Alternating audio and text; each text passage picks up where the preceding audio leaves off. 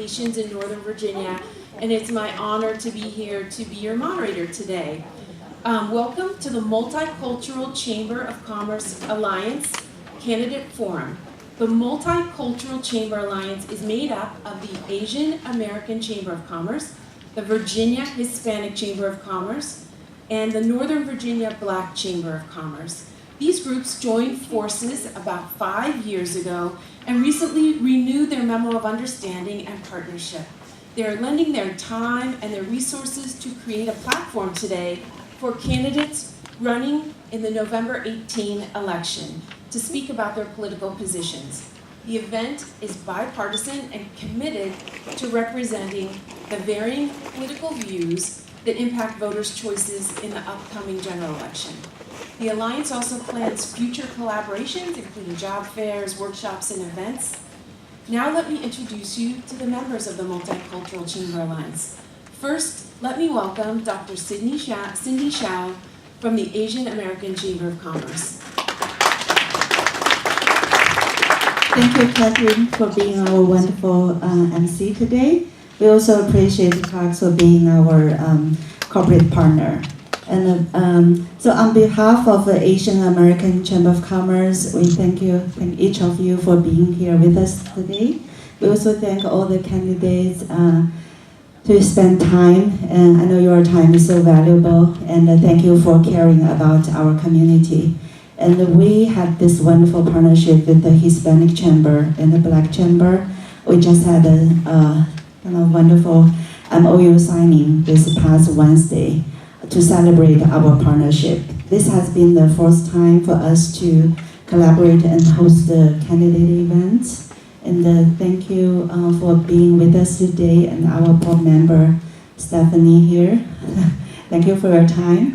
I do want to take this opportunity to invite a very special person, Peter Merikline, our wonderful sponsor for this Multicultural Alliance.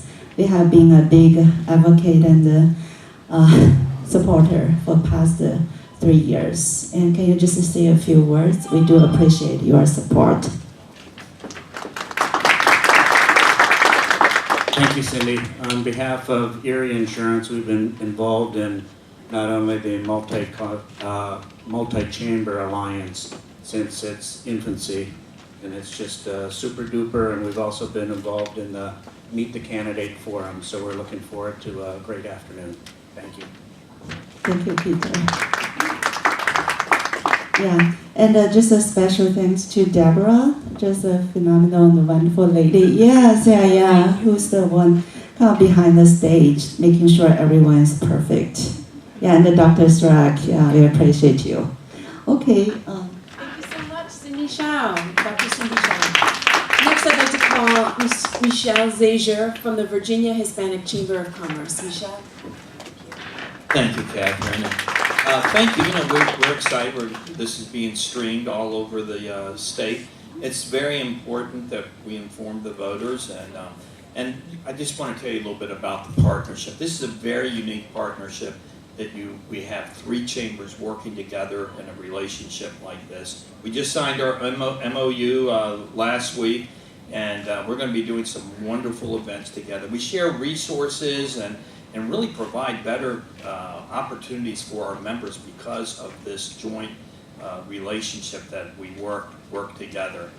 Again, I want to thank Deborah from Virginia International University, and thank you so much for being the host on a Sunday afternoon. You just came over from a soccer game and changed clothes to get over here, and of course Erie again for being involved with us. And the many people that are watching us on line too, we want you to be informed and make sure you vote.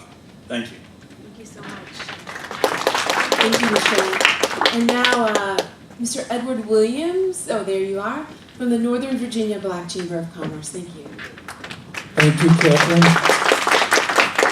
This is a momentous occasion. As stated earlier, we signed our second MOU on Wednesday. We had a big celebration and press activity and networking at the Fairfax County Economic Development Agency facility.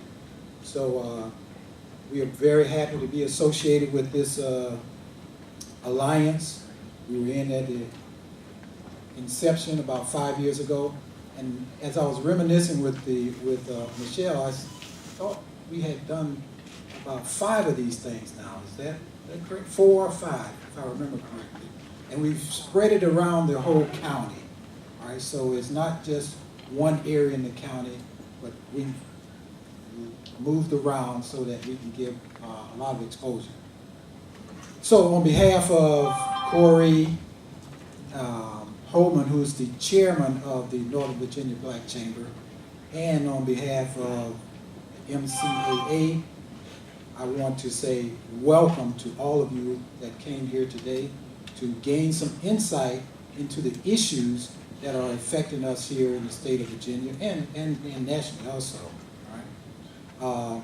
Thank you to our host here, Virginia International University. We really appreciate you being able to put this on for us, or at least host it for us. And then we want to thank the candidates that have come and going to speak and give their position so that we can become more informed and educated voters. And then finally, we want to thank you all for being here. Because without you all being here, the registered voters, then we probably wouldn't be where we are here today. So with that, I'm going to turn it back over to Catherine. Thank you so much. Thank you so much, Mr. Williams. I'm now going to bring up our host from Virginia International University, Dr. Ronald Kovach. Dr. Kovach has been at VIU for 2 years and serves as the Vice President of Academic Affairs with more than 35 years in higher education. Welcome so much. Thank you very much, Kathy. Well, good afternoon. I'm Ron Kovach, the Vice President for Academic Affairs, and it's my pleasure to welcome you to this event. We're honored and excited to be the host for the Multicultural Chambers of Commerce. The Chambers have asked me to share just a few ideas and a few comments about Virginia International University. This is our 20th year, and since 1998, our goal has been to educate and empower local students as well as international students from all over the world so that they can develop a global perspective and learn beyond the limits of the classroom. We offer career-focused undergraduate and graduate programs, degrees along with certificates, and continuing education, and this allows us to provide support to working professionals and lifelong learners. VIU prides itself on excellence in teaching, providing a diverse environment, and promoting opportunities for international and intercultural communication, all of which has become the foundation of our student success. Embracing cultural diversity is at the core of the university's mission, and our highly qualified faculty, many of whom are here today, and our staff bring diverse perspectives that complement the student learning experience. At VIU, we believe in giving back to the community, not only through our academic programs, but also through intercultural festivals, conferences, and volunteering. Attending a university near our nation's capital allows our graduates to stay on top of current developments, to connect with professionals from their field, and to learn about the innovations that influence our world. As a private, nonprofit institution, we take pride in providing our students with affordable tuition and scholarship programs for their academic, professional, and personal success. Education is often made possible through the scholarship fund that gives opportunities to students, deserving students from across the globe. If you are interested in learning more about how you might further a student's education through VIU Scholarship Fund, there's information available outside of this room at the table, and we appreciate that. So on behalf of Dr. Issa Sarak, the Board of Directors, the faculty, and the staff, I want to thank you for attending today's special event on our campus, and I hope you enjoy meeting all the candidates from this year's November 2018 election. Thank you. So for the candidates, a couple of points. We're going to start off for the audience with the Republican candidates, and we'll go one by one, starting with Congresswoman Barbara Comstock. Tana here from VIU is going to be our timekeeper, So we'll have 10 minutes for our congressional candidates and 15 for the Senate candidates. So without further ado, let me introduce you to our first candidate. United States Congresswoman Barbara Comstock represents Virginia's 10th Congressional District, which covers Clark, Frederick, Loudoun counties, along with part of Fairfax and Prince William. She has served in the House of Representatives on behalf of Virginia's 10th District since 2014, and she is currently the only woman serving in Congress from Virginia. She serves on the Committee on House Administration, the Committee on Transportation and Infrastructure, the Committee on Science, Space, and Technology, where she serves as chairwoman of the Subcommittee on Research and Technology, Transportation, and Infrastructure. Representative Comstock constantly works with the business community and is pro-business, earning the endorsement from the U.S. Chamber of Commerce and the National Federation of Independent Business. Representative Comstock has lived in McLean, Virginia for more than 30 years with her husband Chip and her 3 children, Dan, Peter, and Katie. Please welcome Congresswoman Barbara Comstock.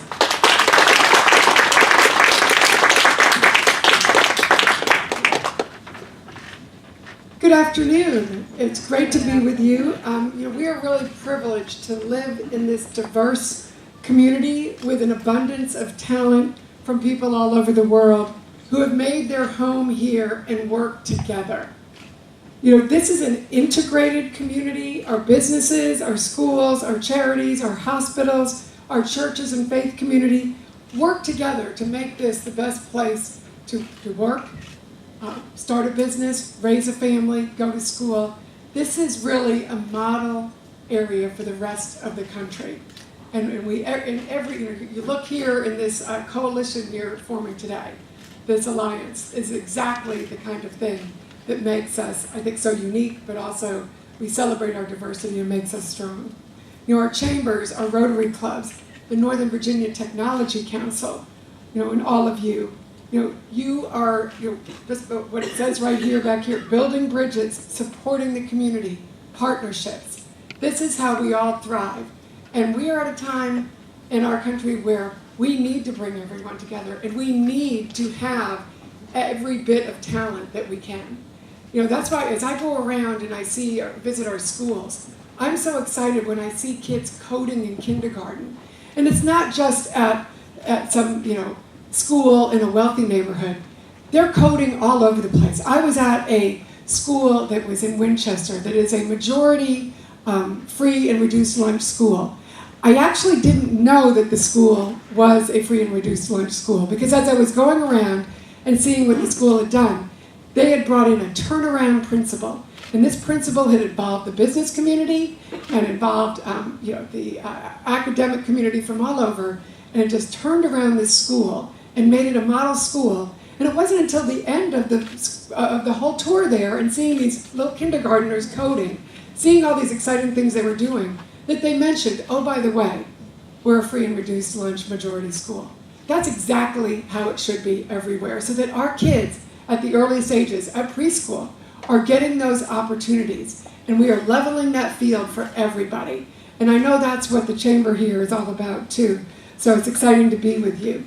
I started a Young Women's Leadership program, and one of the things I did with that is for junior high and high school girls. And we went all around the district to make sure we were getting every part of the district, every demographic, and make sure that everybody's engaged. So we would go to programs in every part of the district to make sure, I go to my Democrat colleagues and Republicans, because this is a nonpartisan program, and it's about teaching leadership and putting these young women in front of women leaders of all races, creeds, all kinds of talents. We've had astronauts, we've had business leaders, we've had tech startup folks, we've had presidents of universities all coming in and talking to these young women about how they can do anything, how they've overcome obstacles, how somebody like Sheila Johnson, who started out as a $7,000 a year teacher in a basement apartment in DC, became the world's first African-American billionaire. And she's talking to our Young Women's Leadership program and explaining what her life involved and how she, of course, had to face discrimination, how her parents did, how she overcame that, and why she's so engaged in all of these activities today. Since I was elected to the House of Delegates and now in Congress, I have always made jobs and opportunity my #1 priority.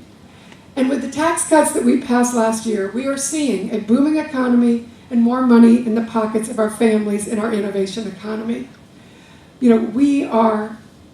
My bill to double the child tax credit from $1,000 to $2,000 was part of the tax bill.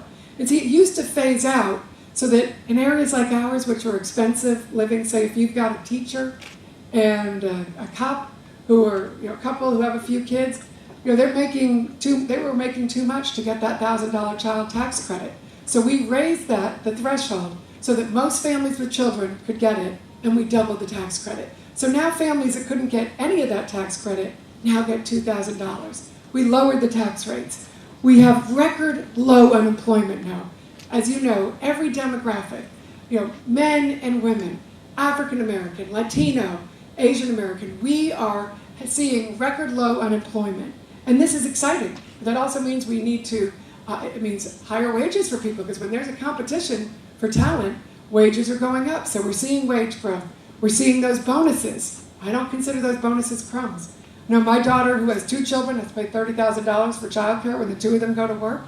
When she got her raise this year, and then when she saw the tax cut, and then when she got a bonus, she said, "Hey, what's going on here? I got a bonus, I got a raise." Thank you very much. Yes, and these are hardworking families who, they have just bought a home, and we have the highest median family income ever.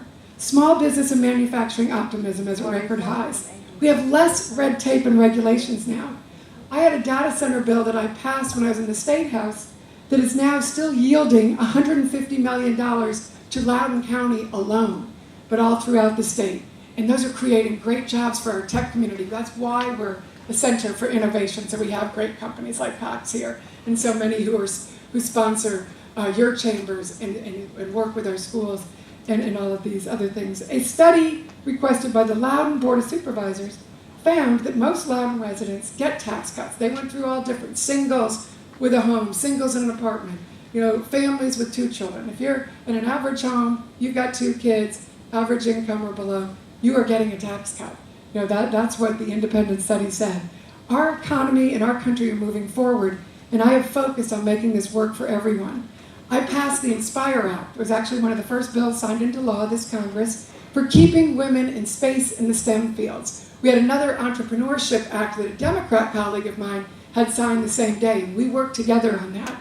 We increased STEM funding so that children, as I mentioned, in every community are getting those tools for success in the 21st century economy. Just this week in the House, we passed the Success Act, which stands for the Study of Underrepresented Classes Chasing Engineering and Science Success, the Success Act. And it's legislation designed to close the gender, race, and income gap in patenting rates. And it was passed here in the House. We hope it'll get through in the Senate, or we'll get to do it in the lame duck session. Right now, women hold less than 20% of all patents. And a 2017 study showed that racial minorities hold only between 8 and 13%. We know there's much more talent there, and so we want to make sure we find out how they can grow in this area. I know Steve Case, who is a technology leader, obviously, in this area, AOL, and all the things he's doing for entrepreneurs. One of the things that he's doing that we've always tried to plug into with our Young Women's Leadership Program and all of our other programs is he's called the Rise of the Rest. And what it is right now in technology, guess who technology venture funds and money go to? Go to just a few states, East Coast and West Coast, just a few areas. All in between get left out. But more importantly, it's like 90 to 95% white guys who are getting all the tech money. And you think these are the jobs of the 21st century. And there's lots of women out there. And we've had, on the Women's Caucus, we've worked on hearing from young women in the tech community who are in there, and why aren't they getting their startup funds? And we know sexual harassment has led to increased, having women leave the field and they aren't getting engaged, but they're just not getting the money. And we want to make sure they do. So I've co-chaired the Diversifying Technology Caucus, which is focused on those tech communities for all. And it's also in areas like cybersecurity. We're trying to make sure women get in there. Capital One is a great example of how they're going out to underrepresented populations who may not these kids may not be going to college, and they bring them in to train them in cybersecurity So what happens?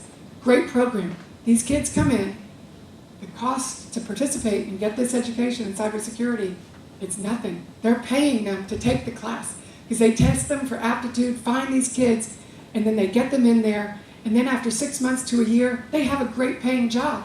Now they have benefits, they have a salary. If they want to go back to school, they've got Capital One who's going to help them go back to school because they need that talent in cybersecurity. So these are exciting things that I know you are all working on that we can continue to work together on.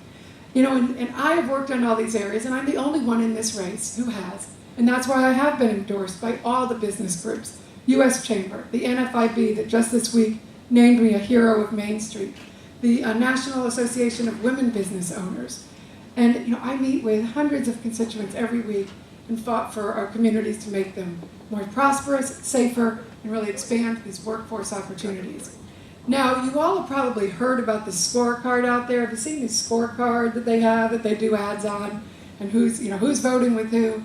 Well, I wanted to tell you a little bit about that scorecard. Now, there's 89 votes that are listed on that scorecard. Now, 6 of them are to cut your taxes, and those were votes, by and large, they were mostly Republican votes. So, yes, Republicans are the ones that cut your taxes. But 82%, fully 82% of those votes are bipartisan. 7 of them are to keep the government open. 11 of them are to cut regulations, some of the regulations I talked about.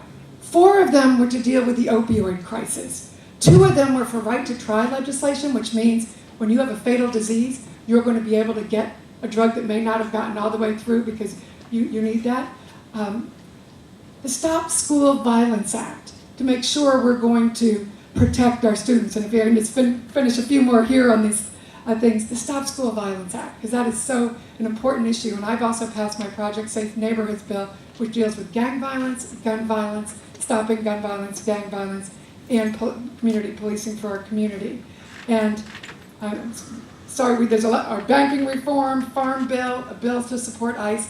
This is a look at the bills, because these are bills that I do support, and I'm proud to support that bipartisan agenda that my Democrat colleagues have joined me with, that my opponent opposes those things, the things that people have worked together to produce. And I also did, if I can just mention, because this is an area I think with these chambers are important, just recently we passed an anti-hate crimes resolution. And that was a resolution where our Muslim community, our Jewish community, and our Indian community and Asian community came together because of the increase in hate crimes and asked me, it was bipartisan, it was Kamala Harris and Marco Rubio in the Senate, myself and Debbie Dingell, a Democrat. And we passed that together so we can work together and the Justice Department can track this much more aggressively and bring together people here to make our communities safer. We are working together, we're getting the job done. 82% of those votes bipartisan. That's an agenda that you can celebrate and embrace, and I will continue to work hard for you on those things. And I ask for your vote on November 6th. Thank you. And I should add that many of our candidates have duplicate obligations at different forms today, so they'll be coming in and out, and Congresswoman Comstock, we know you have another one, so thank you for being here today. Thank you. And Thomas O. is going to be joining us shortly from yet another obligation, and then Mr. Stewart will also be here. So let me tell you about Jeff Dove. Jeff Dove Jr.'s biography traces the touchstones of the American dream, a child of a single mother raised in multiple towns, attending 5 high schools in 4 years, who constructed a future through hard work, faith, and the essential goodness of humankind. He spent his youth in a variety of suburban DC towns, constantly moving with his mom and sister until his family ended up in Roanoke, Virginia. On his first day at one of the 2 high schools he would attend in that town, he discovered he was only one of 16 African American students in the entire school. After graduating, he found work at an area university, working at a student store, before joining the U.S. Army in 2004. Dove served in Operation Iraqi Freedom, where he worked as a 74D chemical operations specialist and was awarded the Combat Action Badge.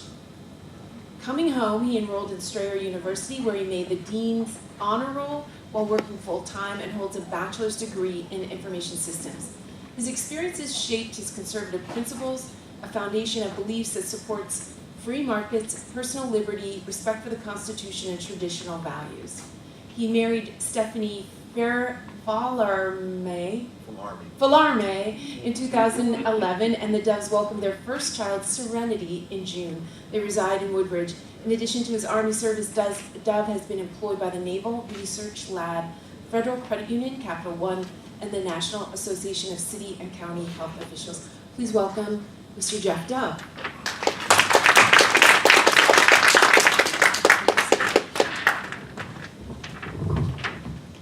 Well, so I guess because the other candidates aren't here, I get the rest 30 minutes. No, but seriously, I'm Jeff Dove. I'm the Republican nominee for Congress in Virginia's 11th Congressional District. Just to touch on my background a little bit, I served in the U.S. Army from 2004 to 2007, did one tour in Iraq, went on over 230 plus combat patrol missions, and was awarded the Combat Action Badge, which I wear on my lapel, for engaging the enemy in combat.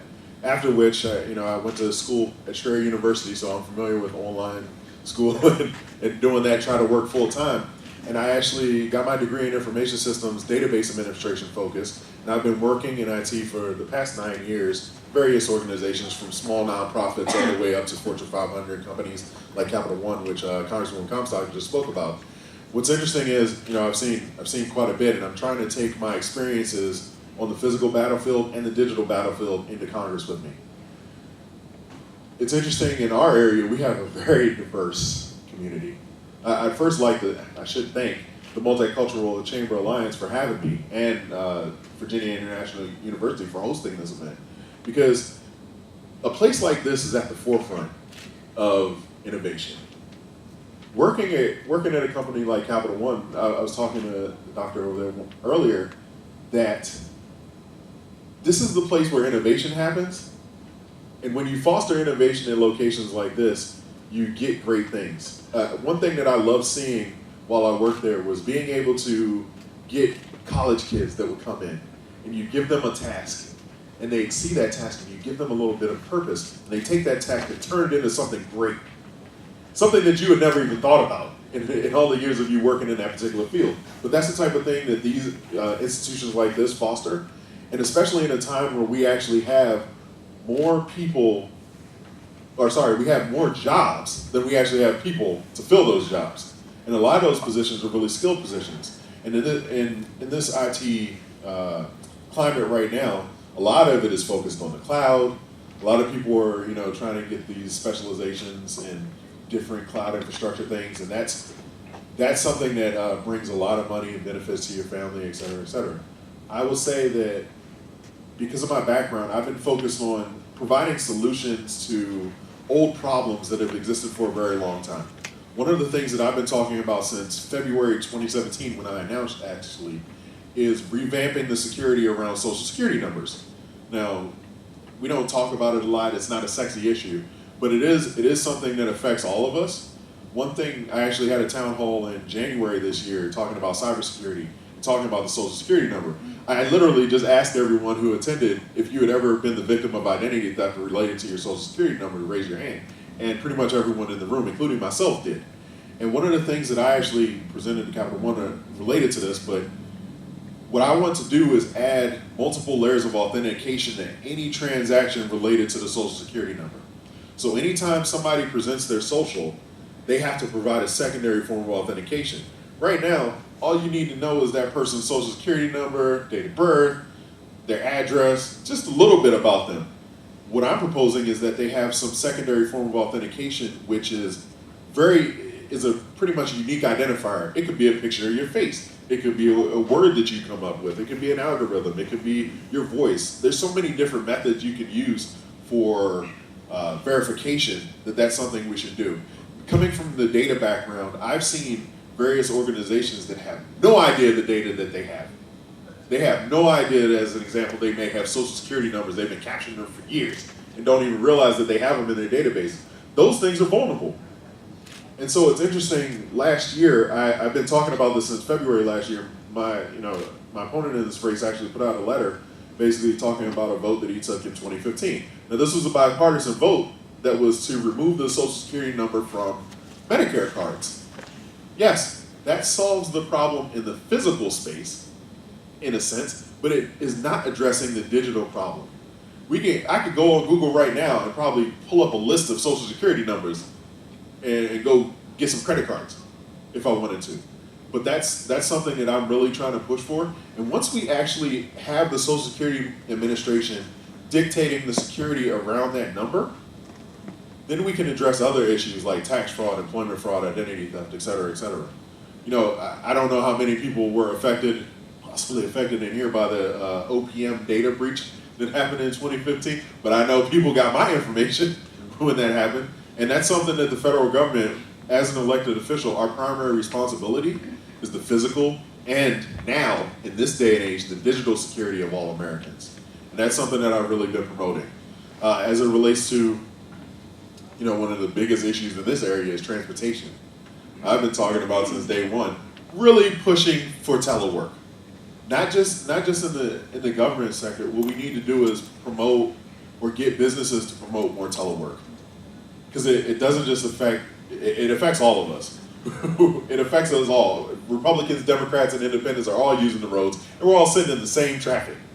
And if you cut back on the number of people who are actually going into offices, you would have traffic go down, and you would see that. So that's something that I've been talking about a lot since I've been out doing this. As it relates to, you know, diversity, it's interesting. I've been reaching out to various organizations since I've been doing this. And what's interesting about what happened with the tax cuts, a lot of it is people say, oh, it was just to give away to the rich, et cetera, et cetera.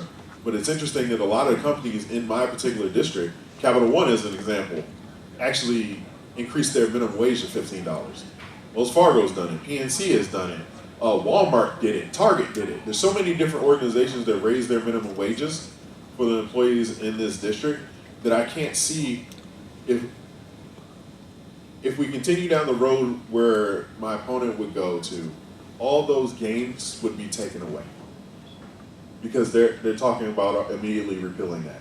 So that's something that I feel very passionately about. Also, a little bit more about me. We got married in 2011, and we just had our first child a year ago. And now, being a first-time parent, now I'm hypersensitive to a lot of things now. And one of the things that I get asked about a lot is school safety. And one of the things that I've been talking about, I actually put out an op-ed right after the shooting occurred in Texas. Something that we don't do enough is we don't treat schools like the large gatherings they are every day. We treat them, I don't know how to explain it, but we don't treat them with the same importance as we do necessarily maybe an event like a fair or something where you have 20 or 30 law enforcement officers at that thing throughout the day for those 2,000 people that may go to that fair. But at school, we don't do that.